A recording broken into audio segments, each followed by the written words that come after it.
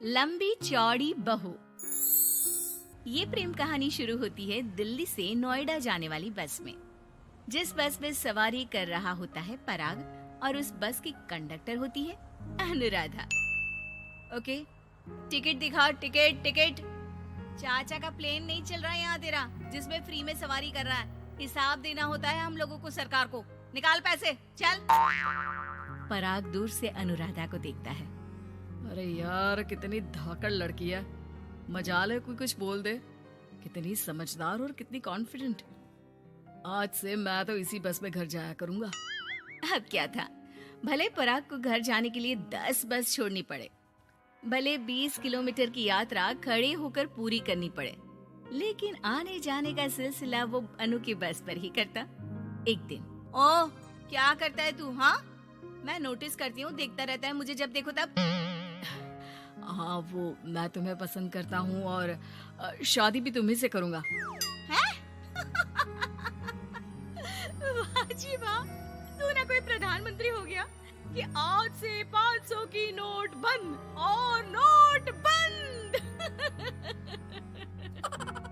नाजिना, इतनी तो नहीं चलती, लेकिन हाँ, तुम्हें प्यार करता हूँ। तुम्हें कोई प्रॉब्लम नहीं होने दूंगा, ये वादा करता हूँ। हाय देखिए अपनी, मेरे लिए कोई ऐसा लड़का चाहिए जो मेरी तरह लंबा चौड़ा हो। अरे जोड़ी भी तभी अच्छी लगती है। जरूरी नहीं है, जो आपको खुश रखे, आपकी इमोशंस को समझे और आपसे बहुत सारा प्यार करे, जोड़ी तो उसी के साथ अच्छी लगती है। फिर क्या था, हीरोइन को हीरो से प्यार हो जाता है और दोनों शादी कर लेते हैं। शादी के बाद देख, अब तो इस घर की बहू है। अगर समझ गई है तो ये कंडक्टर वाली ड्रेस पहनकर घर से निकलने की जरूरत नहीं है। पराग अच्छा कमाता है तो तेरी नौकरी की भी जरूरत नहीं है हम लोगों को। अरे कैसी बात कर रही है माँ जी? यूँ कोई सरकारी नौकरी छोड़ता है क्या? और जब मेरी नौकरी लगी थी, मेरी अम्मा कितनी खुश हुई थी पता है? मैं तो नौकरी करूंगी।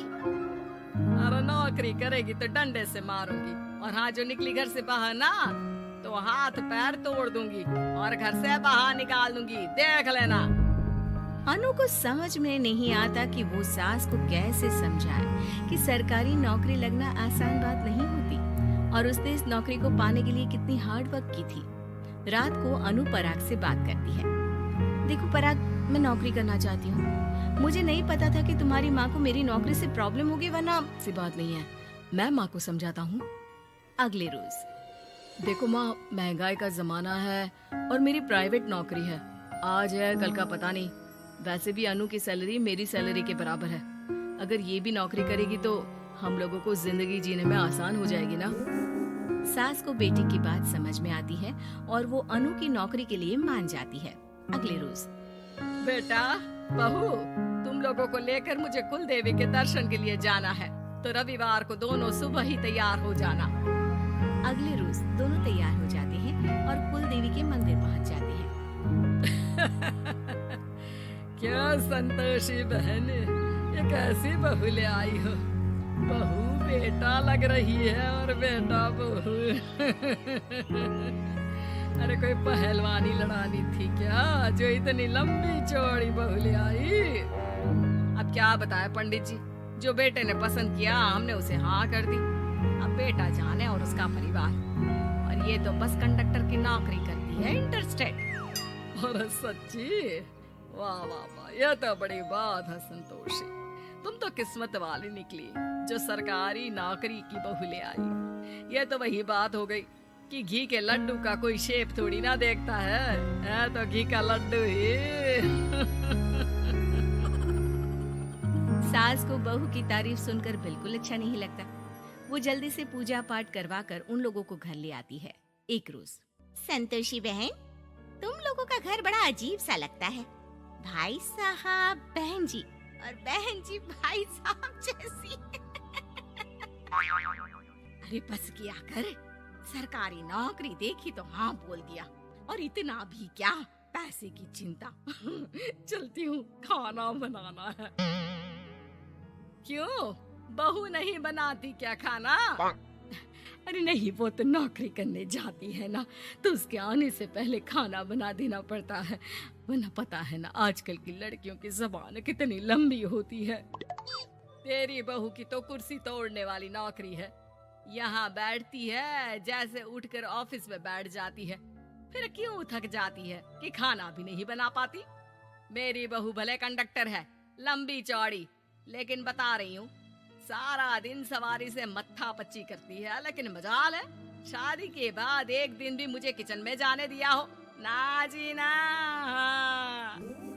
दोनों पड़ोसन वहां से चली जाती है। सास बाजार जाती है और एक ट्रेड मशीन ले आती है। अरे माँ जी, इस उम्र में आप घर पर जिम खोलेंगी? अरे तेरे लिए लाई हूँ, रोज चलाकर 2 घंटे इस पर, पतली हो जाएगी। और खाना कम खाया कर, जब देखो बकरी की तरह मुंह चलता रहता है तेरा।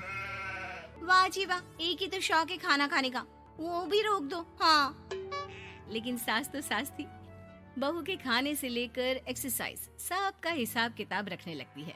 अरे मैं मोहल्ले वालों को बताकर रहूंगी कि मेरी बहू भी शिल्पा शेट्टी की तरह पतली हो सकती है। वही बहू बस में जब सवारी का टिकट काट रही होती है, उसे चक्कर आ जाता है और वो गिर जाती है। सवारी हैरान परेशान हो जाती है और ड्राइवर को वहाँ बुलाती है। अरे शहर नहीं थी हमारे कंडक्टर साहिबा, लेकिन जब से शादी हुई है बकरी बन गई है। सास को तो बस इनके खाने की ही लगी रहती है। ड्राइवर बस में बिठाकर बहू को घर छोड़ आता है और सास को कहता है, अरे पता है आपकी बहू कितनी धाकड़ है, किसी को बात करने से पहले 4 बार सोचना पड़ता है कि बोले या ना बोले, कहीं झापट ना पड़ जाए। और आप है इन्हें बकरी बनाने में लगी है।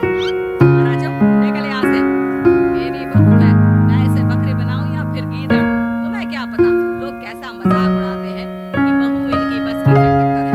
बोलो मुझे कैसा लगता है वो काम? काम तो काम होता है माँ जी, छोटा या बड़ा नहीं होता। जैसे आपके पास चलता हूँ मैं, नमस्ते। ड्राइवर वहाँ से चला जाता है। बहू ठीक हो जाती है। एक बार आगे आके वो संतोष का दरवाजा खटखटाता है। रात में कौन आ गया? मेरा घर है, कोई पुलिस स्टेशन की घंटी नहीं जो बजाए जा रहे हो, खोल रहे हो दरवाजा।